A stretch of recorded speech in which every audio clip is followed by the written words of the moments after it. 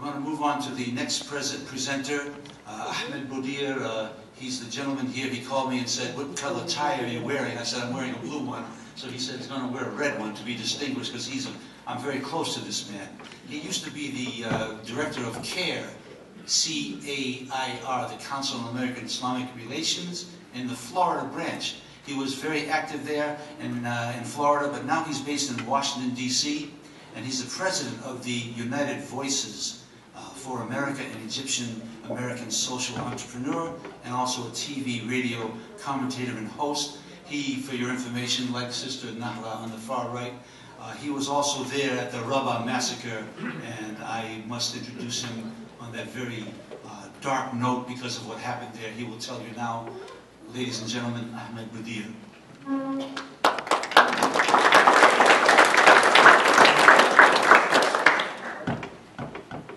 Good afternoon. Can you prepare my slideshow? Oh, it's up. Okay, good. Thank you for hosting this great event, and it's an awesome venue. First time I've been to the Carter Center. And it's very fitting that we're here because President Jimmy Carter, while in office and since then, has been advocating for democracy and for political reform, and especially focused on the Middle East, in Egypt, and in Palestine.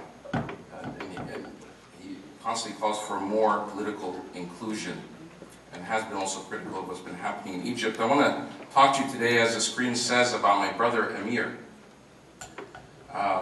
Usually when I talk to folks, I'm talking from a human rights perspective or from a advocate perspective, and for over a decade I've been advocating for the human rights of other people, and not usually being a victim.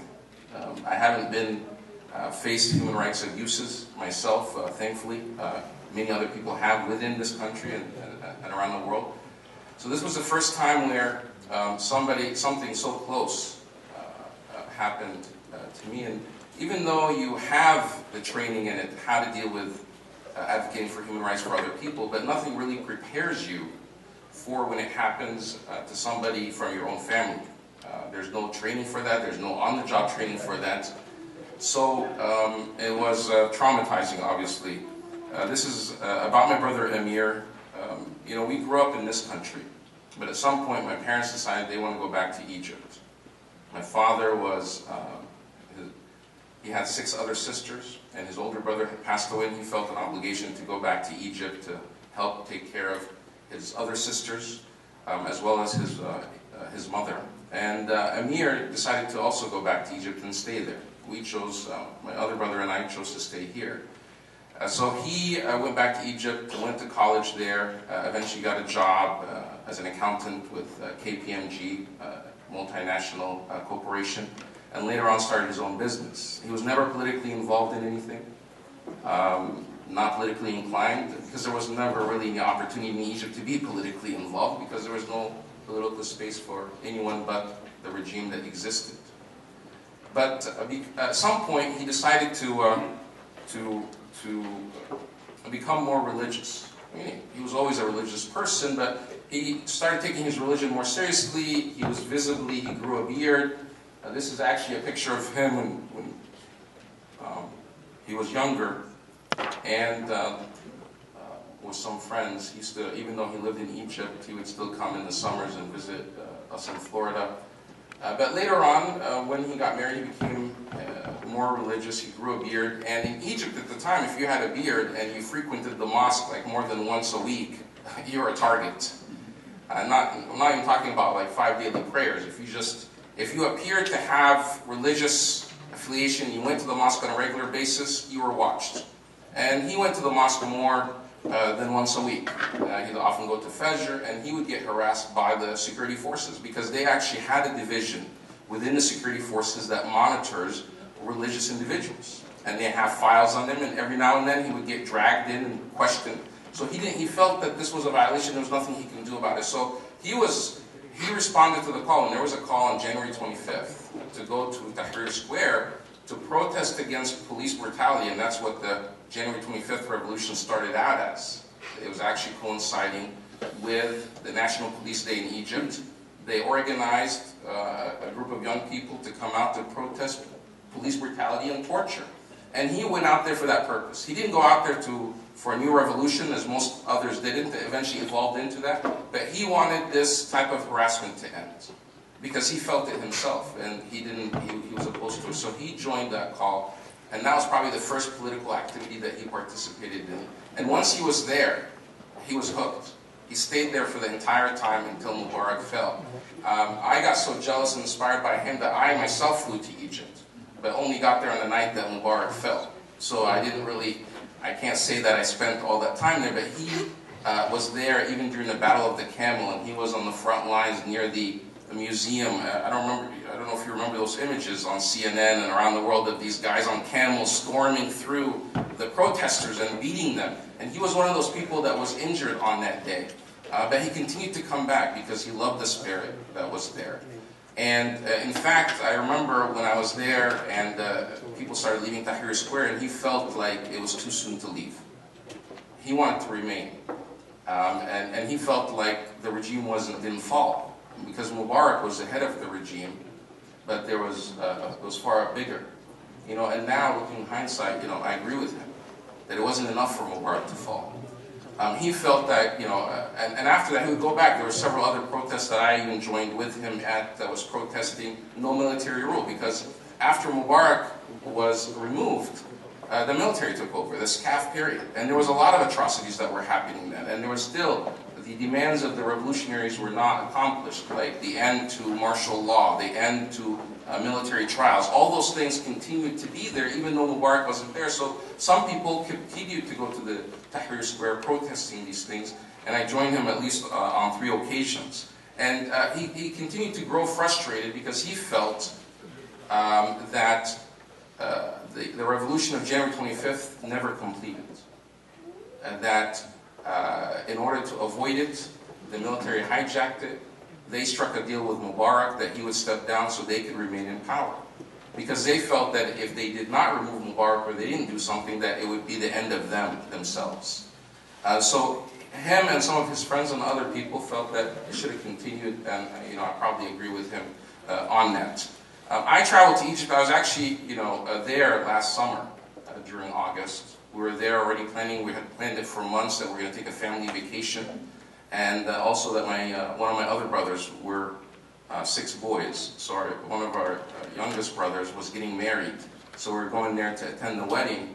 And the week before that, I had hesitations about going down because I saw what was happening. And my family assured me that, it's still safe to go, and that, we still need to continue with our lives and doing things normally, and not be intimidated by what was happening in Egypt. So we did go to Egypt to celebrate the wedding, and I was there when Rabaa happened, and I was there to witness the aftermath. And this is basically the story that I'm sharing with you.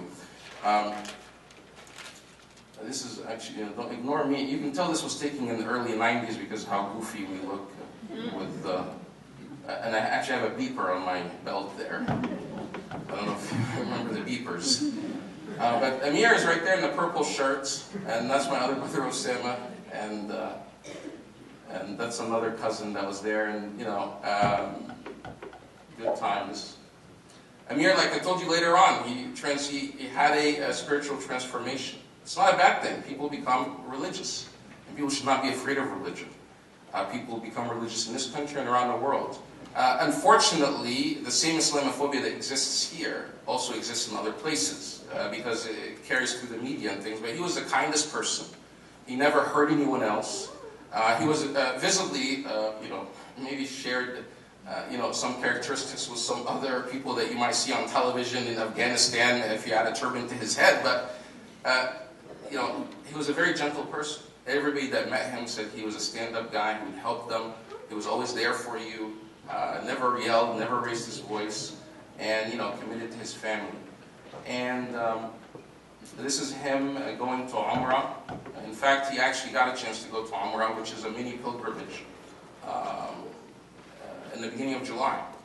And I remember when July 3rd happened, Amir called me the military coup. There was, the military gave President Morsi 2 days to take action, and or for the political forces to work out their differences, or they're going to take action.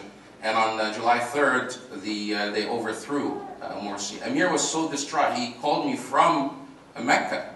He was there doing the mini pilgrimage. He was in Egypt, and he felt so frustrated. And I was in the United States, and he was upset. He said, "How can the United States support this military coup, and why aren't they calling it a coup if they're for democracy?" And he knows, because I work in government affairs and lobbying and things. He was trying to get my help or my advice on what to do, or he was actually urging me, saying, you guys need to be more vocal in America to tell them that this is a military coup.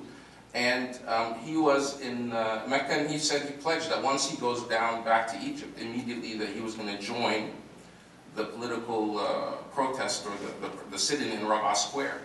Now, Amir was never a member of the Muslim Brotherhood. He wasn't affiliated with any group. I mean, if you look at him physically, he looks more like a Salafi type person, one of those orthodox religious individuals, more so than a Brotherhood members that always have the clean shave, or the goatee, or the no beard at all. That's kind of there. But so he has a different appearance. He wasn't a member of the Muslim Brotherhood. In fact, he was critical of them.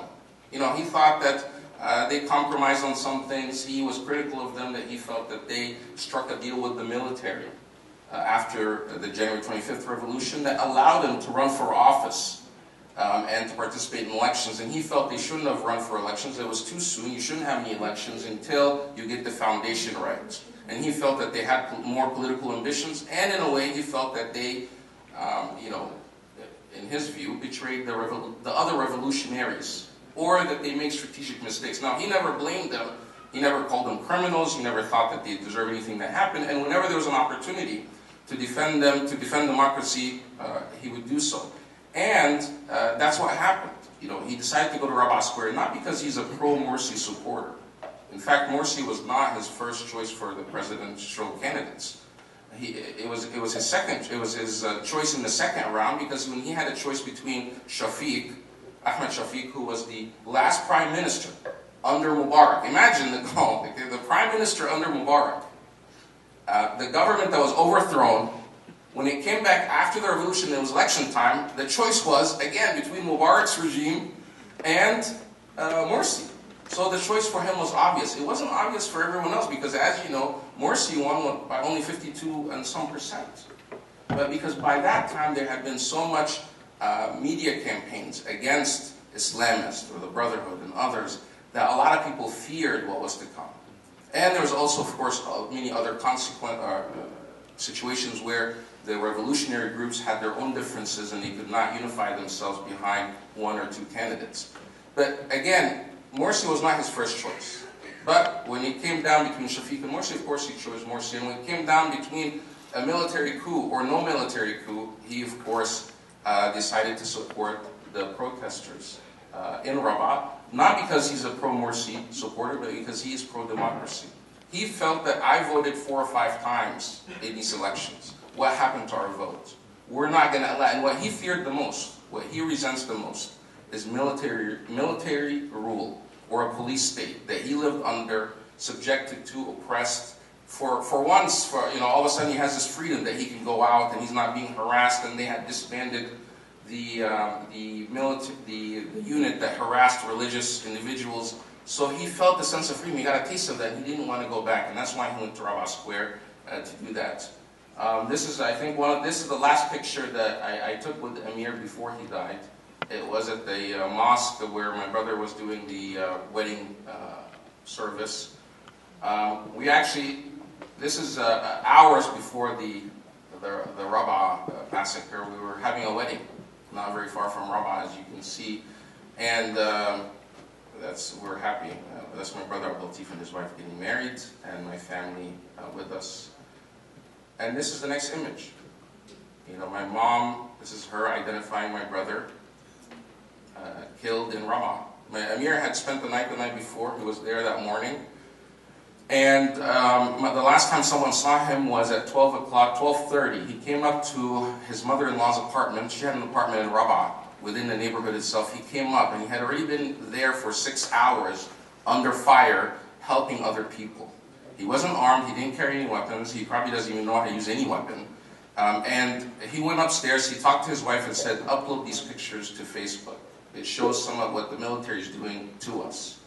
And at that point, his wife saw that he was injured, his mask was injured, broken, etc. And she begged him to stay. She said, they're killing everybody, stay, don't go back down. He felt, I have an obligation to go back and help the people there, otherwise I would betray them. In the comfort of my own home, and there are women and children in the streets. About 1 to 2 hours later, he was shot by a sniper. When I saw him, he had a bullet right in his neck, single shot. And when I went to, this is me with his body, of course, in shock, you don't expect it. These are the names, and we found him in a mosque called Masjid al-Iman, which became a makeshift morgue, where I counted, these are the IDs of all the people that were there, or some of them. Hundreds of bodies that I saw. I took these pictures. I counted at least 350 bodies. Most of them, if not 90% of them, are single bullet wounds or shots to the head, to the neck, to the upper body. This wasn't shrapnel that was just destroying indiscriminate. This was targeted killing. I saw bodies that were torched, and this is, imagine, there's no refrigeration. Everybody had to just fend for themselves. You put a block of ice on the body so it doesn't decompose in the heat. People are just carrying the different bodies. One thing that I'll just end with that's significant is when we went there and we want to retrieve the body to take them out, and normally when something happens, a forensic team comes in, they do an investigation. There wasn't anything like that. It felt like a war zone. And when we wanted to take the body of Amir so we can do the burial, they gave us a death certificate that says that Amir died of natural causes. And that's what they were dispensing to everyone. My parents refused to accept it and said, they killed him, we're not going to accept this. Of course, they were intimidated. They were told that things like they're going to cut him up, they're going to do an autopsy, you're not even going to recognize your son, you may not even get the body for weeks or months. You may not even get the body. And so we're willing to take our chances. We're not going to accept this. However, many other people there accepted those death certificates, and that's why I believe how the government, the military regime, was able to keep the death toll lower by faking these death certificates. Because in order to bury a body, you can't just go take a dead body and bury it in the ground. How do they know that you didn't kill this person? You need to have some sort of official document that allows you to bury the body. Now, for us to bury him, we had to have a death certificate. So they're holding the bodies hostage until you agree to their demands. So the only way, they protested, we had to get some lawyers involved in this crisis. And they said that the process was you have to go miles away to the police station to file a police report. Now imagine, this is the same police you suspect killed your brother, and now you're accusing, telling them, please give me a case number, so that, my brother was killed in Rabaa. By the miracle of God, we were able to get a case number. We had to go to a place called Zinhom, which is the medical examiner's office, to get a medical examiner to come to Rabaa to investigate, look at the body, and sign off on the documents. In fact, he was killed. And they had orders not to go to Masjid al-Iman, and they had orders not to give real death certificates. And until lawyers appealed and there was a lot of pressure, they did bring 1 or 2 examiners to Rabaa, or to the Masjid al-Iman, where and these are some of the other images I took there of individuals, where they actually examined Amir's body, and by sunset, we were able to get the death certificate.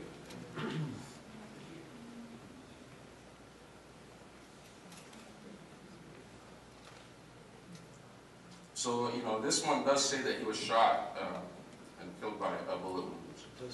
And getting him to the graveyard was also a challenge because you're under curfew. There's no one there to help you. We had to find a driver, to pay him money to be able to put the body on the truck. This was a scene outside. These are all the people that were missing people. And we were the fortunate ones. We were able to find our brother. Many other people could not find their loved ones or could not get the body out. Finally, we were able to bury him, as you can see, using flashlights at 11 o'clock at night.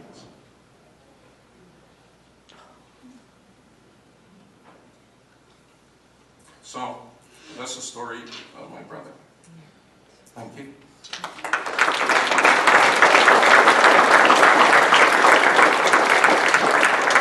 I want to thank you, Brother Ahmed, for this courageous and very touching presentation.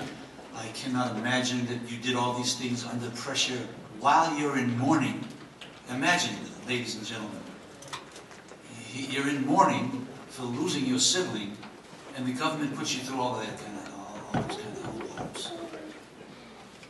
What I'm getting from your presentation, brother, is that the military regime said that he died from natural causes. What a supreme insult. Here you are, you see that the bullet wound is there, the sniper wound, and they want you to sign a paper just to get the body. I want you all to understand this. And whoever's listening to the recording is going to hear about this conference after it happens.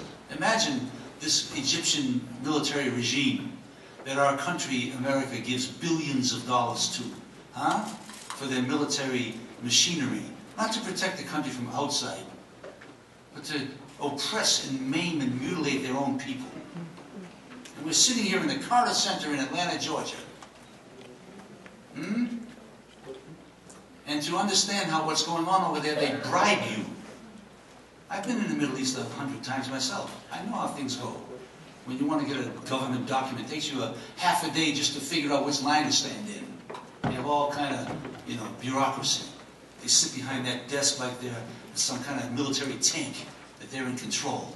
And you give them the paper, and they have a stack here, and they put it under the stack to give you the impression, hey, if you don't give me $100, we'll get to this next month. Okay? This is a big problem we have of corruption. So we're supporting this regime. And they tell this man that your brother died of natural causes, and if you sign these papers, we'll give the body right now. But if you want to have any rights, it's going to take longer and longer. Imagine, while they're in mourning, they have to go